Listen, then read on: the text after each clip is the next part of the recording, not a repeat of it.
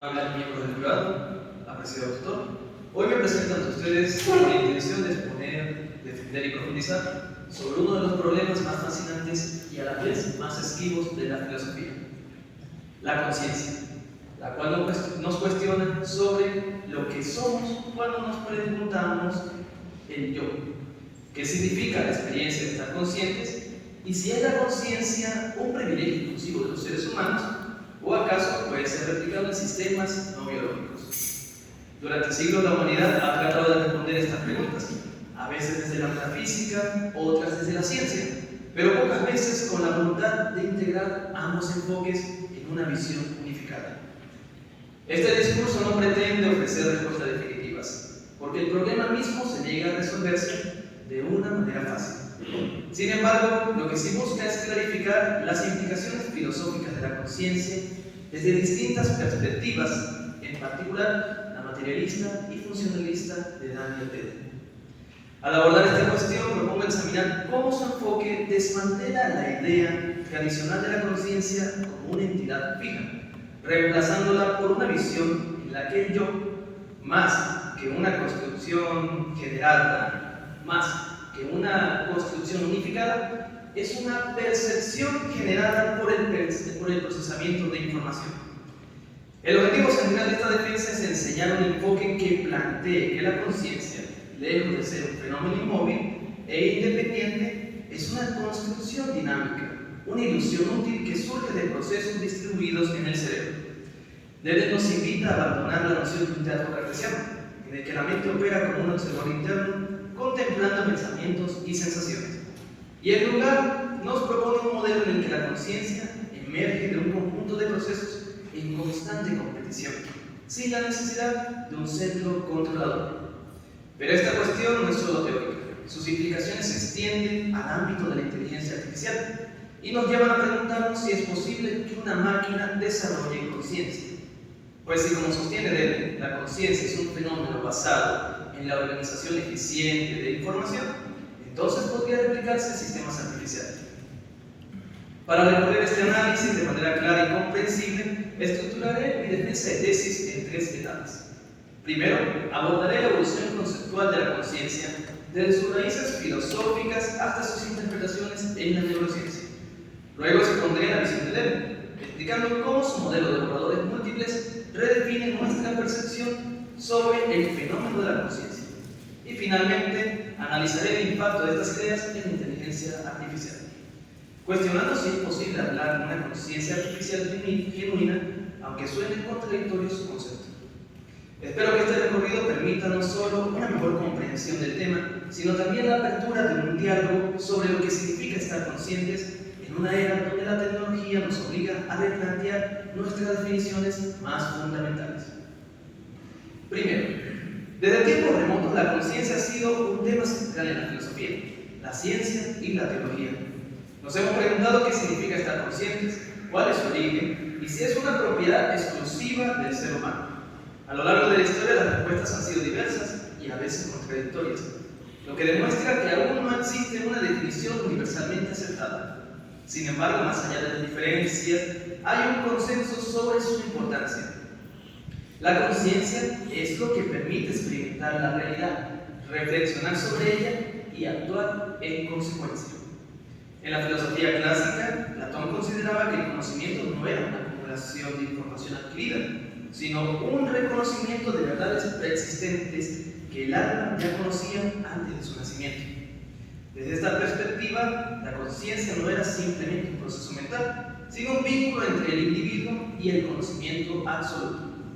Luego, en la modernidad, Descartes presentó su famoso cogito ergo sum, pienso, luego existo, estableciendo que la conciencia es la base fundamental de la existencia. Pero el pensamiento de Descartes, consideraba que el pensamiento consciente era prueba suficiente de que el sujeto existe, dando origen a la idea del yo, como una entidad interna que observa y dirige el pensamiento. Con el paso del tiempo, la visión cartesiana de la conciencia comenzó a ser desafiada. En el siglo XX, por ejemplo, Edmund Husserl introdujo la fenomenología, un enfoque que analiza la conciencia desde la experiencia subjetiva. es decir, desde lo que realmente percibe el individuo sin presuposiciones externas. Por otro lado, el funcionalismo y materialismo redujeron la conciencia a procesos computacionales y neurológicos, defendiendo la idea de que es el resultado de la interacción del cerebro con el entorno. Desde esta perspectiva, la conciencia no es una entidad metafísica, ni misteriosa, ni separada del cuerpo, sino un fenómeno que puede explicarse a través de mecanismos físicos. Este cambio de enfoque no solo transformó la filosofía, sino que también impulsó el desarrollo de la neurociencia, pues investigaciones modernas han demostrado que la conciencia no reside en un único lugar del cerebro, sino que emerge de la interacción de múltiples procesos neuronales. Un ejemplo claro de estos estudios son los que, con personas que han sufrido lesiones cerebrales, a pesar de perder ciertas funciones en áreas del cerebro, muchas de ellas continúan siendo conscientes y encuentran maneras de reorganizar sus capacidades cognitivas. A este efecto se le conoce como plasticidad cerebral. Esto demuestra que la conciencia no depende de una estructura fija, sino de la cooperación entre distintas redes neuronales. Aún más importantes son los experimentos de Benjamin Libet, quien descubrió que el cerebro inicia una acción antes de que el sujeto sea consciente de su decisión.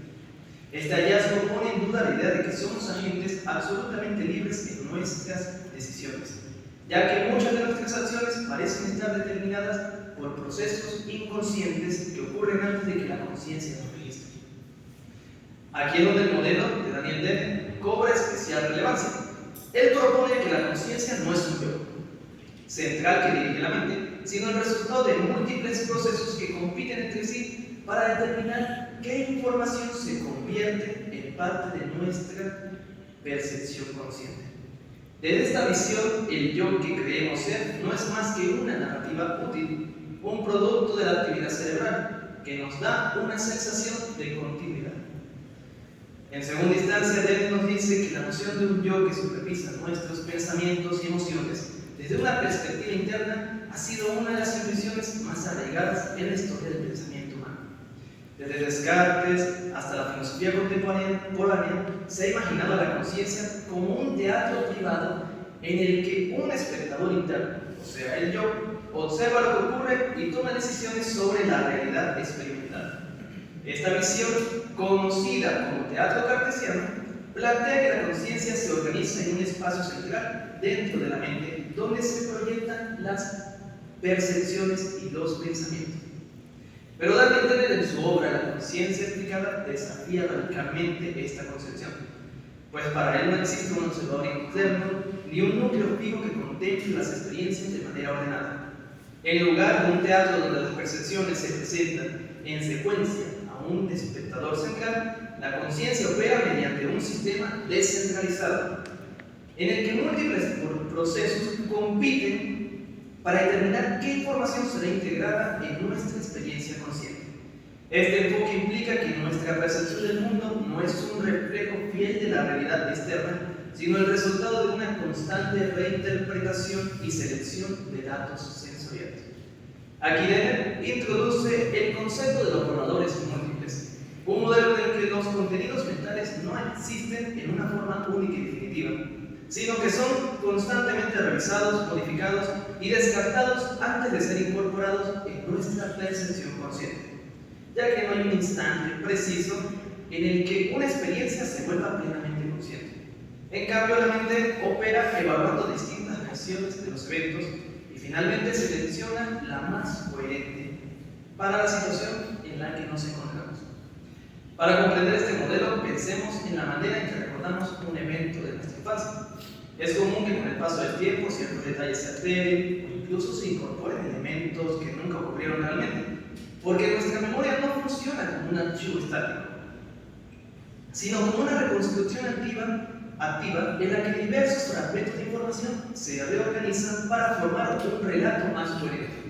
Lo mismo sucede con nuestra percepción inmediata. Cada instante el cerebro revisa y ajusta la interacción de la realidad, descartando información innecesaria y completando los vacíos que existen. Como último postulado, la posibilidad de una conciencia artificial ha sido uno de los debates más provocadores en la filosofía de la mente y la ciencia cognitiva. Desde los primeros días de la computación hasta la era de la inteligencia artificial avanzada, la pregunta ha sido la misma. ¿Puede una máquina ser consciente o simplemente imita los procesos humanos sin realmente experimentar el mundo? Para abordar esta cuestión, primero debemos distinguir entre inteligencia y conciencia. Los sistemas de inteligencia artificial que existen hoy han demostrado habilidades notables en el procesamiento de información, el aprendizaje automático y la resolución de problemas. Sin embargo, a pesar de tener estas capacidades, no significa que sean conscientes. La diferencia radica en que la inteligencia puede definirse como la capacidad de resolver problemas mediante cálculos y patrones, mientras que la conciencia involucra una experiencia subjetiva, una sensación interna de estar presente en el mundo. Daniel Dennett desafía la idea de que la conciencia dependa de la subjetividad profunda y un yo central. Según él, lo que llamamos conciencia no es un atributo místico ni una propiedad exclusiva del ser humano, sino simplemente una manera eficiente de procesar información. Desde su perspectiva, si una máquina lograra desarrollar un sistema de interpretación de datos que funcione de manera similar a nuestro cerebro, entonces podríamos hablar de una forma de conciencia artificial, aunque diferente a la humana. Para visualizar esta idea, imaginémonos un robot diseñado para interactuar con humanos.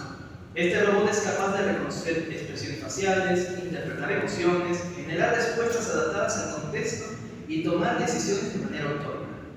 Desde nuestra perspectiva, parecería consciente porque exhibe un comportamiento coherente con nuestras experiencias.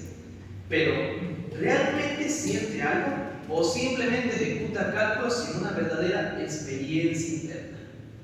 La visión de Dennett sugiere que esta pregunta podría ser irrelevante. Desde su enfoque funcionalista, la conciencia no depende de un estado subjetivo, sino de la capacidad de procesar información de manera organizada. Lo que realmente importa entonces no es si la máquina siente, sino si funciona. De manera semejante a un sistema consciente en términos de cómo organiza e interpreta el mundo. Esto nos lleva a un cambio de paradigma en la manera en que concebimos la mente. Tradicionalmente, pues hemos asumido que la conciencia es una cualidad única de los organismos biológicos. Pero si la conciencia es simplemente un fenómeno emergente del cerebro, en sistemas lo suficientemente complejos, pues podría emerger, ya que no hay razón para descartarla en el caso de las máquinas. Pues podrían desarrollar una forma de conciencia diferente a la nuestra, pero igualmente válida desde el punto de vista funcional. Sin embargo, este planteamiento no está exento de interrogantes, pues si una máquina exhibe características similares a la conciencia, debemos considerarla como un ser autónomo con derechos y responsabilidades. ¿O sigue siendo simplemente una herramienta diseñada para simular inteligencia? Más aún, ¿qué implicaciones éticas y ontológicas tiene la existencia de una entidad artificial que posea un grado de autopercepción? Sin embargo, mientras Daniel Dennett defiende la idea de que la conciencia es una construcción funcional o un fenómeno emergente de la organización de información, otros pensadores sostienen que la subjetividad es irreductible y que la conciencia no puede replicarse en sistemas no biológicos. Estos pensadores son David Charles, John Searle y Thomas Nagel. David Charles, por ejemplo, se distingue entre los problemas fáciles y el problema difícil de la conciencia. Los primeros incluyen cuestiones sobre cómo el cerebro procesa información y cómo organiza la percepción de problemas que pueden abordarse desde la neurociencia y la ciencia cognitiva. Sin embargo, el problema difícil de la conciencia, según Charles,